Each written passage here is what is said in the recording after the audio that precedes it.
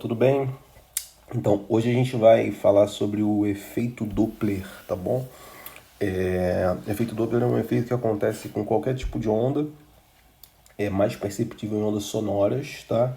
Mas a gente também consegue observar em ondas luminosas e eu vou mostrar para vocês em que situações. Bom, para começar, vocês têm que entender o que é esse efeito Doppler, beleza? Então a definição está aqui, ó, tá colocada aqui, ó. É a variação da frequência aparente de uma onda quando existe um movimento relativo entre a fonte emissora e o receptor.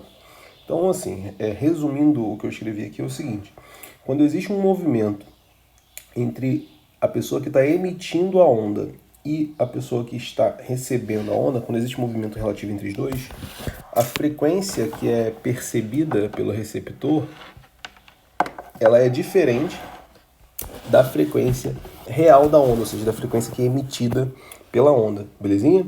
Pela onda não, desculpa, pela fonte. Então vamos lá que eu vou mostrar para vocês como é que isso ocorre, tá bom? Então o bom exemplo é o da ambulância, porque a gente já consegue até perceber às vezes quando tem uma ambulância passando por nós. Não sei se vocês já perceberam, mas quando a ambulância está em movimento passando por nós, o som dela muda com o passar do tempo. Então aqui está o exemplo, ó. Uma ambulância está nesse ponto aqui, se movimentando para lá, com a velocidade que eu estou chamando de VF. VF de V da fonte, tá bom? Porque ela é a nossa fonte emissora. Então, vou botar aqui, ó, fonte. Então, digamos que a ambulância acabou de emitir uma onda nesse momento, tá bom? Essa onda ela vai se propagar com a velocidade que é a velocidade do som. Vou colocar aqui pra gente ver do som. E o que vai acontecer, galera, é o seguinte, ó. Enquanto essa onda for se propagando aqui para frente, a ambulância também vai vindo aqui para frente. De forma que, depois de um período, né, para quem não lembra o que é o período, né, o período é a distância entre duas cristas. Então isso aqui, por exemplo, seria um período, ó, daqui até aqui. Então digamos que a primeira onda foi uma crista, um período vai ser quando ele emitir outra crista, beleza? Então seria nesse momento, quando ele emitir uma nova crista. A primeira já se movimentou um pouco, a primeira está nesse ponto aqui, ó, beleza? Então o que você precisa entender? É que a distância entre as cristas que o receptor vai perceber é essa. Essa é a distância que ele vai perceber, que é a que eu estou chamando aqui, ó, de comprimento de onda aparente, belezinha? Mas na verdade, né, se a ambulância tivesse parada, ela ia emitir a nova crista aqui de trás. E o comprimento de onda real seria esse, ó. Esse aqui seria o meu comprimento de onda original, que é o que eu chamei aqui de lambda-O. Belezinha? E a diferença entre esse tamanho e esse tamanho é isso aqui, ó. O que é isso? Na verdade, isso aqui é a distância que a própria ambulância andou. Ela veio desse ponto para esse. Belezinha? Então, o que eu vou escrever uma relação matemática entre esses caras. O que eu vou falar? Ó? O comprimento de onda aparente, que é o que esse cara está escutando, beleza? Ele é igual ao comprimento de onda original, que é isso tudo, menos a distância que a ambulância andou, que é isso aqui, ó. Então, isso aqui tudo, menos isso, vai me dar o comprimento de onda aparente. Problemas com essa expressão, galera? Daqui a gente consegue chegar numa relação para descobrir quanto vale a frequência aparente. Por quê? Você precisa lembrar daquela relação de ondulatória básica, ó, quem vê lambda com frequência, tudo bem? E tem que lembrar que o lambda ele é a velocidade sobre a frequência. O que eu vou fazer é substituir isso aqui e aqui, ó. Então, ó, no lugar do lambda aparente, eu vou colocar a velocidade do som, que é o som que está se propagando, dividido pela frequência aparente. No lugar do lambda original, eu vou botar a velocidade do som sobre a frequência original. Belezinha? E ΔS? Quem é o ΔS? ΔS é distância vezes tempo. Então vai ser, ó, desculpa, ΔS é velocidade vezes tempo. Então é a velocidade da ambulância vezes o tempo. Sendo que esse tempo, né, é o tempo entre duas ondas. É o tempo de uma onda, na verdade, entre duas cristas, isso que eu queria dizer. Então esse tempo aqui é o que a gente conhece como o período. E para quem não lembra, o período é o inverso da frequência. Então, o que eu vou fazer é o seguinte, no lugar do período agora, eu vou colocar o inverso da frequência. Então, eu vou repetir o que eu já tinha antes, ó. Estava aqui. Deixo a velocidade da fonte, tá aqui. E vou colocar o inverso da frequência, aqui, ó, na frequência original. Beleza? Pessoal, se você reparar, isso aqui está dividindo os dois, né? Então, ela pode passar para o lado de lá como? Multiplicando. E esse aqui que está dividindo também pode passar para lá multiplicando.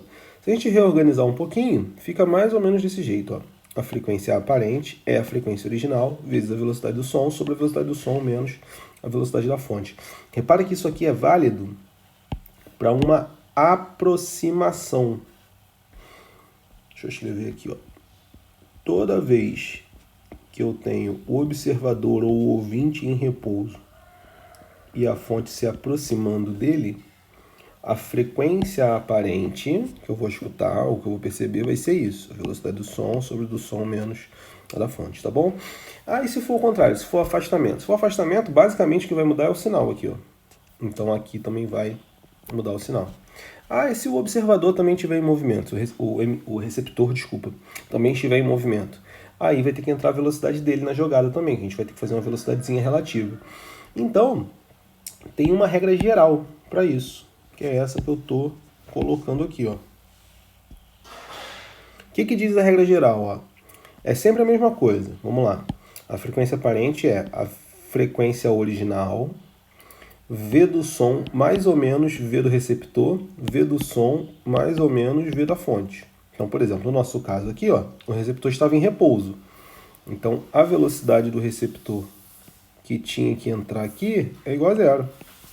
Por isso que ela não entrou. Tudo bem? Então, esse cara aqui lá era zero. Mas se o cara estiver em movimento, a gente vai ter que colocar essa velocidadezinha aí. Então, vamos lá. Como é que eu sei se o sinal é mais ou se é menos? A gente faz um referencial, que é esse que eu coloquei aqui embaixo, ó. O referencial é esse aqui, ó, do receptor para a fonte. Tudo que apontar para a fonte é positivo. Tudo que apontar para o receptor é negativo. Então, por exemplo, aqui, ó, está apontando para o receptor, então é negativo. Então, a velocidade da fonte vai entrar com sinal de menos. Deu para entender? Se o receptor estivesse correndo para lá, a velocidade dele ia entrar com sinal positivo aqui, ó. Eu ia escolher o sinal positivo, tá bom? Então, galera, isso é um assunto que tem aparecido bastante no Enem, mas tem aparecido menos como conta e muito mais de forma teórica. Então, vou fazer um resuminho aqui para vocês lembrarem que é o que é importante de verdade. Quando eu tenho uma aproximação, eu sempre tenho, ó, a frequência aumentando. E quando eu tenho um afastamento, eu sempre tenho a frequência diminuindo. É simples de pensar o seguinte, que, ó, como a fonte está se aproximando do observador, as ondas, né, a distância entre duas ondas se encurta, porque ela emite uma onda e está correndo na direção dela, beleza? Quando a fonte está se afastando, ela emite uma onda e ela corre na direção contrária, então a distância entre elas vai aumentar, tudo bem? Então, quando eu tenho uma aproximação, o comprimento de onda diminui e a frequência aumenta. Quando eu tenho um afastamento, o comprimento de onda aumenta e a frequência diminui. Isso também pode acontecer com a luz, tá, galera? Mas quando a gente fala de luz, a mudança de frequência de uma luz, ela acarreta uma mudança de cor, né? Então, por exemplo, quando você tem uma estrela, a gente consegue descobrir se a estrela está girando em um certo sentido baseado nisso. Opa, olha só, deixa eu botar aqui, ó. Imagina que eu tenho uma estrela que ela gira desse jeitinho aqui, ó. Ou seja, esse lado de cá da estrela está se afastando da gente. Então aqui eu tenho um afastamento. Do outro lado eu tenho uma aproximação. O que acarreta? A luz que essa estrela emite vai sofrer diferença na sua cor. Quando tem um afastamento, a frequência diminui. Diminuir frequência para a luz significa ficar mais vermelha. Então, esse lado da estrela aqui, ó, fica mais vermelha do que deveria ser. É o que a gente chama de redshift, ou desvio para o vermelho. A mesma coisa acontece do outro lado, só que do outro lado aumenta a frequência, então aqui fica mais azul do que deveria ser. Tem um monte de... Isso aqui ajuda em um monte de coisa. Ajuda, por exemplo, quando a gente descobre uma galáxia muito distante, se a gente quer saber se ela está se aproximando, se afastando, enfim, diversas coisas. Isso pode ser utilizado em diversas coisas. Também é utilizado em radar de carro, né? Radar de velocidade de carro, porque como é que funciona basicamente um radar por efeito Doppler, né? Você tem um carro passando e eu consigo saber a velocidade desse carro se eu jogar um som, esse som bater no carro e eu conseguir captar o som refletido. Por quê? Dependendo da velocidade com que o carro vai estar se movimentando, esse som refletido aqui, ó, vai ter uma diferença diferente, beleza? Desculpa, vai ter uma frequência diferente que a gente pode medir através do efeito Doppler. Sabendo a frequência do som que eu emiti, a frequência do som que eu recebi e a velocidade do som, eu consigo descobrir qual era a velocidade do carro ali.